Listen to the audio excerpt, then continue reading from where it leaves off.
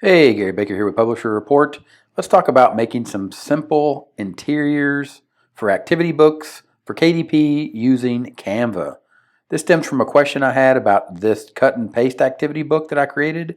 The interior here, you can see the dragon, and then you can see the paste image for the dragon, which is just the outline that would be used after this image was cut out. Then it would be pasted on this image inside of the activity book. These questions came from this video. Of course, I'll leave a card up here in the right-hand corner for this video, but I had two questions here that I'd like to answer. One from Reddit fans. Did you white out the second image in Canva with a paid account or a free one? How did you do it? Finally Making It ask, you mentioned you created circles in Canva to erase the image. Where do I find this circle eraser tool in Canva? So back to the dragon and the cutout image. If you were to go to the dragon here, this dragon was made in a tool over at Puzzle Publishers called Simply Cutout Crazy.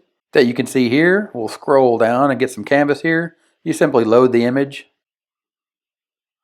upload the dragon, and it creates the cutout for you. Since I made that original video, this new feature called Image Invisible, if you check this, it'll get rid of the dragon and it'll just provide the cutout image, has been added to Simply Cutout Crazy. So be sure to check out Simply Cutout Crazy, link in the description. But back to Canva and how I actually created this before that feature was added to Simply Cutout Crazy.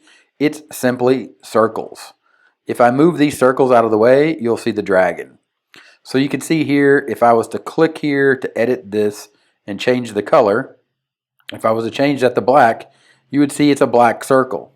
And then there was a white circle. So if I take this white circle and I pull it back down here, you'll see it'll cover up the dragon image. If I pull this black circle back down here, you can see the black image. If I simply just white it out, then I've whited out the image. So what if I wanted to create something like you see here for an activity book or a coloring book? Of course, this being a Christmas theme coloring book or activity book, I could simply go to Creative Fabrica, link in the description to check out Creative Fabrica if you don't already have an account. Find some images that you see like the ones here, a Christmas tree, a star, a candy cane, and of course just download those images. Those images come in PNG file, which we're going to be working with here in Canva. Of course, then you would just simply click upload, and then you would upload those files or upload that media. Then you would have those ready to work with. And if I bring this down a bit, you can see here, I'm just going to add a new page, and I'm simply going to add the Christmas tree, I'm going to add the candy cane, and I'm going to add the star right there. And at this point, you have the candy cane and the Christmas tree and the star. So what you want to do now is, and we'll just blow this up a little bit, minimize this for some more real estate, but actually I need that again for elements. Here you can just grab this box and you can shrink this down a bit, drag it up here, and then you could simply just cover that up right there, copy that, paste that. You need another box to cover that part of the star up right there, and simply then change these to white, and you can see that the star has disappeared as soon as I change that last one to white. Now what we want to do is we want to select all of those elements, and then we want to group them together, and that's simply just so we can move it easily. And of course then we can move this down here inside the Christmas tree. Of course, you can see now that it cuts off pieces of the Christmas tree.